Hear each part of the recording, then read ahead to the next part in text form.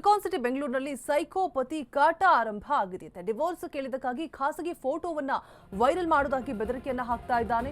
ಪತ್ನಿಯ ಖಾಸಗಿ photo viral ಮಾಡೋದಾಗಿ threat ಕೊಡ್ತಾ ಇದ್ದಾನಂತೆ ಸ್ವಂತ ಗಂಡನೇ. ಸೈಕೋಪತಿಗೆ ಗೋವಿಂದರಾಜು ವಿರುದ್ಧ ಪತ್ನಿಯಿಂದ ದೂರು ದಾಖಲಾಗಿದೆ. ಸ್ನೇಹಿತರಿಗೆ ಖಾಸಗಿ ಫೋಟೋ ವೈರಲ್ ಮಾಡೋದಾಗಿ ಬೆದರಿಕೆಯನ್ನ ಹಾಕ್ತಾ ಇದ್ದಾನಂತೆ ಈ ಸೈಕೋಪತಿ.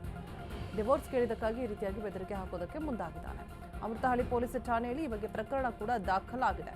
ಇಬ್ಬರು ಕೂಡ ಪ್ರೀತಿಸಿ ಮದುವೆ ಆಗಿರ್ತಾರೆ ಅನ್ನುವಂತಹ ಮಾಹಿತಿ ಇರುವಂಥದ್ದು. ಸೊ ಯಾವುದೋ ವಿಚಾರಕ್ಕೆ ಜಗಳ ಬರುತ್ತೆ.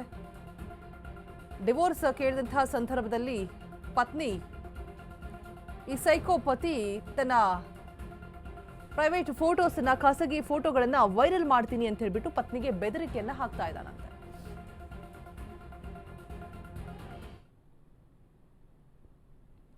ಸೊ ಡಿವೋರ್ಸ್ ಕೇಳಿದಕ್ಕಾಗಿ ಫ್ರೆಂಡ್ಸ್ಗಳಿಗೆಲ್ರಿಗೂ ಕೂಡ ಖಾಸಗಿ ಫೋಟೋಗಳನ್ನ ವೈರಲ್ ಮಾಡ್ತೀನಿ ಅಂತ ಹೇಳ್ಬಿಟ್ಟು ಸ್ವಂತ ಪತಿಯೇ ಸೈಕೋಪತಿ ಬೆದರಿಕೆಯನ್ನ ಹಾಕ್ತಾ ಇದ್ದಾನೆ ಪತ್ನಿಗೆ. ಈ ವಿಚಾರವಾಗಿ ಕಂಪ್ಲೇಂಟ್ ಕೂಡ ರೈಸ್ ಮಾಡಿದ್ದಾರೆ, ಕಂಪ್ಲೇಂಟ್ ಕೂಡ ಕೊಟ್ಟಿದ್ದಾರೆ. ಪತ್ನಿ ಅಮೃತಹಳ್ಳಿ ಪೊಲೀಸ್ ಠಾಣೆಯಲ್ಲಿ ಪ್ರಕರಣ ದಾಖಲಾಗಿದೆ. ಸೊ ಡಿವೋರ್ಸ್ ಕೇಳಿದ್ದಕ್ಕಾಗಿ ಈ ರೀತಿಯಾಗಿ ನಡ್ಕೊಂಡಿದ್ದಾನೆ. ಪ್ರೀತಿಸಿ ಮದುವೆ ಆಗಿರ್ತಾರೆ ಇಬ್ರು ಕೂಡ. ಗೋವಿಂದರಾಜು ದಂಪತಿ ರಿಯಲ್ ಎಸ್ಟೇಟ್ ಕಂಪನಿಯಲ್ಲಿ ಕೆಲಸ ಕೂಡ ಮಾಡ್ತಾ ಇರ್ತಾರೆ. ಸೊ ಇದೀಗ ಹೆಂಡತಿಗೆ ಬೆದರಿಕೆಯನ್ನ ಹಾಕ್ತಾ ಇದ್ದಾರೆ.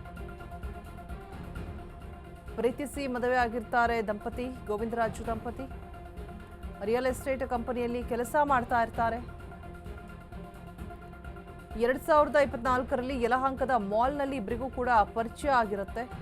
23 ವರ್ಷದ ಯುವತಿ ವಿವಾಹ ಆಗಿರ್ತಾನೆ ಈತ ಗೋವಿಂದರಾಜು. ಹೆಂಡತಿಯ ಸಂಬಳವನ್ನ ಆನ್ಲೈನ್ ಬೆಟ್ಟಿಂಗ್ಗೆ ಬಳಸ್ತಾ ಇದ್ದ ಅಂತ ಹೇಳಲಾಗ್ತಾ ಇದೆ. ಇದೇ ವಿಚಾರಕ್ಕೆ ದಂಪತಿ ನಡುವೆ ಪದೇ ಪದೇ ಜಗಳ ಆಗ್ತಾ ಇತ್ತಂತೆ. ಆನ್ಲೈನ್ ಬೆಟ್ಟಿಂಗ್ ಆ್ಯಪ್ಗೆ ತನ್ನ ಹೆಂಡತಿ ಸಂಬಳವನ್ನು ಕೂಡ ಬಳಸ್ತಾ ಇರ್ತಾನೆ. ಸೊ ಪತಿಯ ದುರ್ವರ್ತನೆಯಿಂದಾಗಿ ಬೇಸತ್ತು ಹೋಗಿ ದೂರ ಆಗಿರ್ತಾರೆ ಪತ್ನಿ. ರಾಜಿ ಸಂಧಾನ ಮಾಡಿ ಕರೆದುಕೊಂಡು ಬಂದಿರ್ತಾನೆ. ಮತ್ತೆ ಮನೆಗೆ ಕರೆದುಕೊಂಡು ಬಂದ ಬಳಿಕವೂ ಕೂಡ ಕಿರುಕುಳ ನೀಡ್ತಾ ಇರ್ತಾನಂತೆ. ಸೊ ಈ ಒಂದು ವಿಚಾರವಾಗಿ ಪತಿಗೆ ವಿಚ್ಛೇದನ ನೀಡುವಂತೆ ಕೇಳಿರ್ತಾರೆ ಪತ್ನಿ. ಪತ್ನಿ ಮೊಬೈಲ್ಗೆ ಆಕೆಯ ಖಾಸಗಿ ಫೋಟೋವನ್ನ ಕಳಿಸ್ಬಿಟ್ಟು ಸ್ನೇಹಿತರಿಗೆ ಫಾರ್ವರ್ಡ್ ಮಾಡೋದಾಗಿ ಬೆದರಿಕೆಯನ್ನ ಹಾಕ್ತಾ ಇದ್ದಾನೆ. ನೋಡಿ, ಸ್ವಂತ ಗಂಡನೇ ಹೀಗೆ ಮಾಡಿದ್ರೆ ಯಾರನ್ನು ನಂಬಬೇಕು ಹೆಣ್ಣುಮಕ್ಕಳು?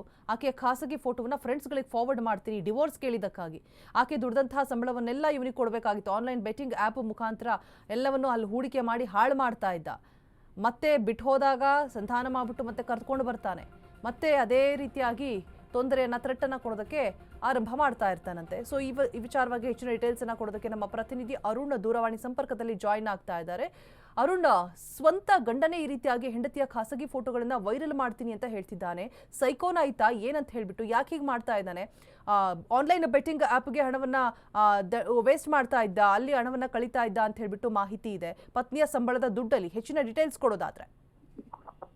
ರೋಜಾ, ಸ್ವತಃ ಗಂಡನೇ ಈ ರೀತಿ ಹೆಂಡತಿಗೆ ಟಾರ್ಚರನ್ನ ಕೊಡ್ತಾ ಇರುವಂತದ್ದು. ಅಂದ್ರೆ ಹೆಂಡತಿಯ ಖಾಸಗಿ ಫೋಟೋಗಳನ್ನ ತನ್ನ ಸ್ನೇಹಿತರಿಗೆ ವೈರಲ್ ಮಾಡ್ತೀನಿ, ಅವ್ರಿಗೆ ಕಳಿಸ್ತೀನಿ, ಮತ್ತೆ ಇದನ್ನ ಸೋಷಿಯಲ್ ಮೀಡಿಯಾದಲ್ಲಿ ಹಾಕ್ತೀನಿ ಅಂತ ಸ್ವತಃ ಪತ್ನಿಗೆ ಟಾರ್ಚರನ್ನ ಕೊಡ್ತಾ ಇರುವಂತದ್ದು. ಅಂದ್ರೆ ಪತ್ನಿ ಇಲ್ಲಿಬ್ರು ಸಹ ದಂಪತಿಗಳು 2024ರಲ್ಲಿ ಪ್ರೀತಿ ಮದುವೆ ಆಗಿರ್ತಾರೆ, ಆಂಧ್ರ ಮೂಲದ ದಂಪತಿಗಳು. ನಂತರ ಆಕೆಯ ಸಂಬಳವನ್ನ ಈತ ಏನೊಂದು ಆನ್ಲೈನ್ ಬೆಟ್ಟಿಂಗ್ ಅದರಲ್ಲಿ ಹಣವನ್ನ ಕೊಟ್ಟಿರ್ತಾನೆ. ಮತ್ತೆ ಇದರಿಂದ ಬೇಕಿತ್ತು ಪದೇ ಪದೇ ಗಲಾಟೆ ಆಗಿರುತ್ತೆ. ಮತ್ತೆ ಆದ್ರೂ ಸಹ ಹೆಂಡತಿ ಕೊಂಡು ಗಂಡನ ಜೊತೆ ಇರ್ತಲ್ಲ, ಆದ್ರೂ ಸಹ ಆತ ತನ್ನ ಬುದ್ಧಿವನ್ನ ಬುದ್ಧಿರಲಿಲ್ಲ. ಹಾಗಾಗಿ ಆಕೆ ಏನಂದ್ರೆ ಕೋಪಗೊಂಡು ಗಂಡನಿಂದ ಬೇರ್ಪಟ್ಟು ಏನು ಆಂಧ್ರದ ತನ್ನ ಊರಿಗೆ ತೆರೆದಿರ್ತಾನೆ. ಆದ್ರೂ ಸಹ ಅಲ್ಲಿಗೆ ಹೋಗಿ ಇನ್ನು ಮುಂದೆ ನನ್ನ ಯಾವುದೇ ರೀತಿ ಮಾಡಲ್ಲ, ಮತ್ತೆ ಏನ್ ಚೆನ್ನಾಗಿತ್ತು ಅಂದ್ಬಿಟ್ಟು ಏನು ಅಲ್ಲಿ ಹಿರಿಯರಿಗೆ ಹೇಳ್ಬಿಟ್ಟು ಕರ್ಕೊಂಡ್ ಬಂದಿರ್ತಾರೆ. ಆದ್ರೂ ಇಲ್ಲಿಗೆ ಕರ್ಕೊಂಡ್ ಬಂದ ನಂತರ ಸಹ ಆತ ಗೋವಿಂದರಾಜ್ ಏನಿದ್ದಾನೆ, ಆರೋಪಿ ಏನಿದ್ದಾನೆ, ಆತನು ಸಹ ಅದೇ ರೀತಿ ಮಾಡ್ತಾ ಇರ್ತಾನೆ. ಮತ್ತೆ ಹೆಂಡತಿಯ ಹಣವನ್ನ ತೆಗೆದುಕೊಂಡು ಹೋಗೋದು, ಮತ್ತೆ ಆನ್ಲೈನ್ ಬೆಟ್ಟಿಂಗ್ ಆಡೋದು, ಮತ್ತೆ ಕಳ್ಕೊಂಡ್ ಬರೋದು, ಈ ರೀತಿ ಮಾಡ್ತಾ ಇರ್ತಾರೆ. ಮತ್ತೆ ಇದರಿಂದ ಬೇಸದಂತ ಪತ್ನಿ ಏನಿದ್ದಾರೆ ಅವರು ನನ್ಗೆ ವಿಚ್ಛೇದನ ಬೇಕು, ನಾನು ಜೊತೆ ಬಹಳಕ್ಕೆ ಇಷ್ಟ ಇಲ್ಲ ಅಂತ ಹೇಳ್ಬಿಟ್ಟು ಆಕೆ ಒಂದು ಕೇಳಿರ್ತಾರೆ. ಈ ಸಂದರ್ಭದಲ್ಲಿ ಆತ ಆಕೆಯ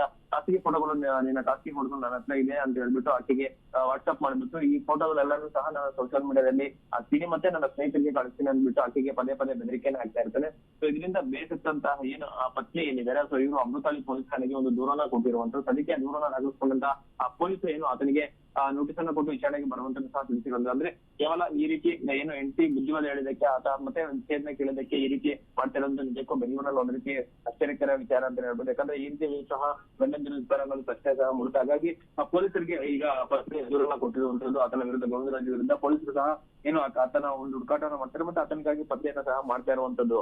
ರೋಜಾ, ಆಲ್ ರೈಟ್, ಥ್ಯಾಂಕ್ ಯು ತಮ್ಮೆಲ್ಲ ಡೀಟೇಲ್ಸ್ಗಾಗಿ.